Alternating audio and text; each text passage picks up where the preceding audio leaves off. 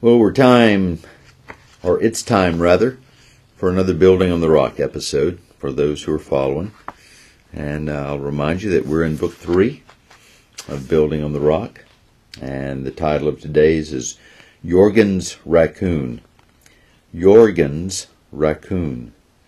Jorgen Schuler lived in a log cabin in the Rocky Mountains. His father and brothers did not care for religion. Ever since his mother died, Jorgen was raised without hearing the Bible read. He grew up learning to fight, drink, and swear. He never thought about those things which were good. Jorgen's family depended on hunting and fishing for their food. They hunted for deer, wild turkeys, and raccoons. One Sunday night, Jorgen went hunting with his 3 brothers. The moon was full as they entered the forest.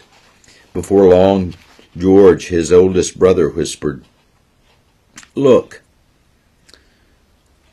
there's a big raccoon up in that tall tree."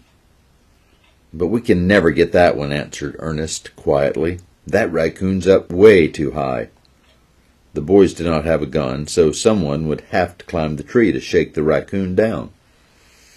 "Wait," Jorgen whispered. "I can climb almost as well as any raccoon. I'll climb that tree. We can't miss a big one like that."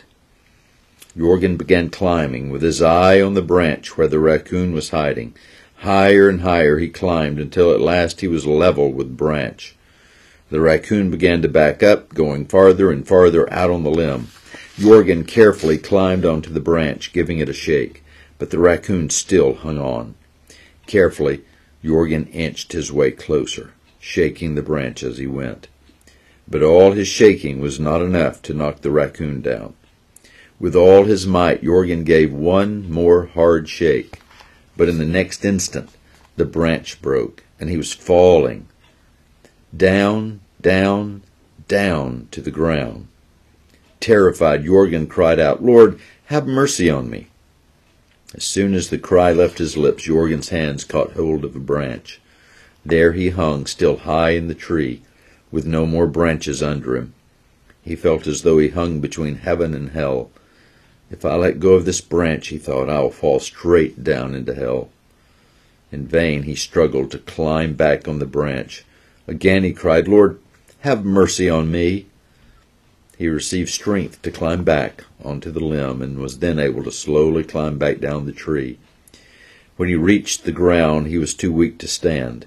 George and Ernest, his brothers, had to take him back home. They put him straight to bed. But Jorgen could not sleep that night. What terrible thoughts filled his mind. What if the branch I caught had broken?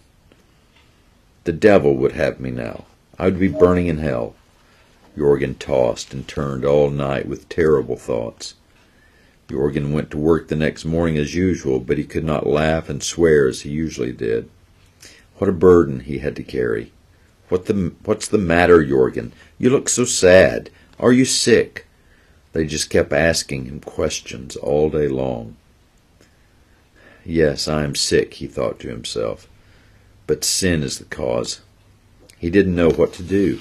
He never prayed except when he hung helpless in the tree. He had no Bible, and he had never heard a minister preach. "I must find a Bible," he thought, "and I must find a minister." Jorgen remembered that his mother's Bible was hidden in an old trunk. She had died when Jorgen was still a child, and in anger Jorgen's father had put her Bible away and covered it up with other things.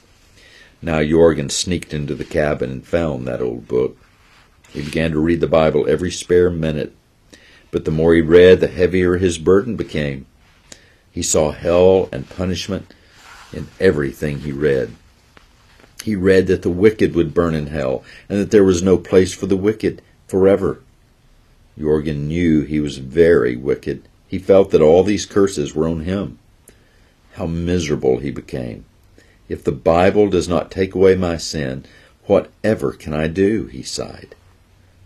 Jorgen began to escape to the woods, where he would fall down upon his knees behind a tree.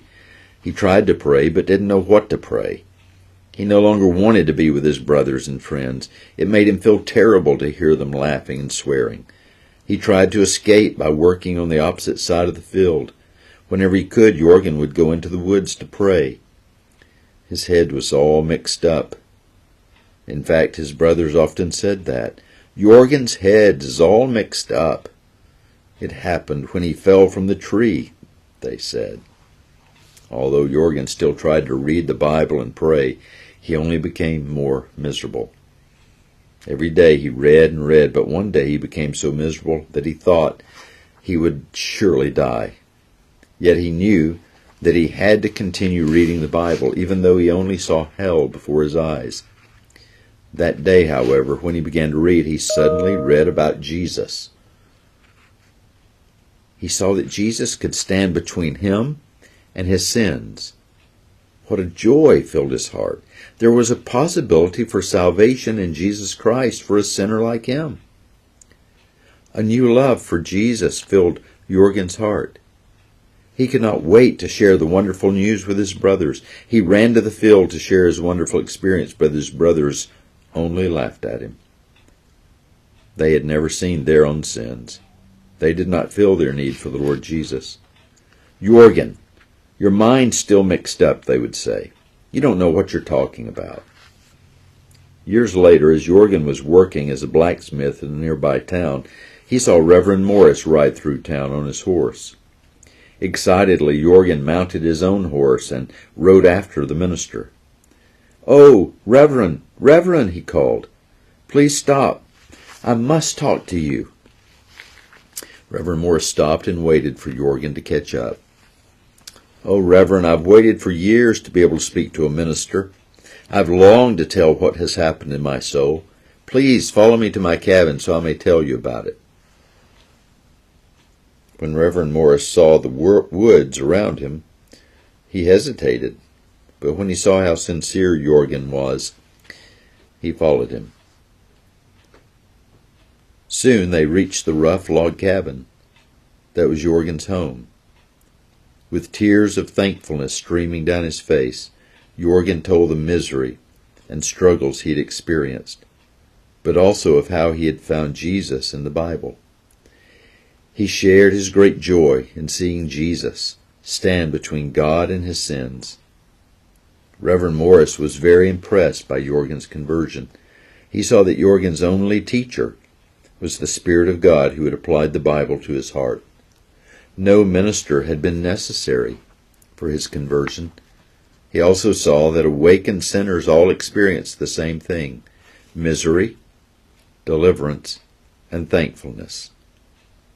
Jorgen had felt his burden of sin. He had turned to the Bible for salvation and deliverance, and he had returned to God in thanksgiving. But above all, Jorgen's conversion shows the gracious care of the great shepherd for his sheep. Well, that's a wonderful story of God's converting grace, his sovereign mercy for sinners. Some of you may remember that I read that story about,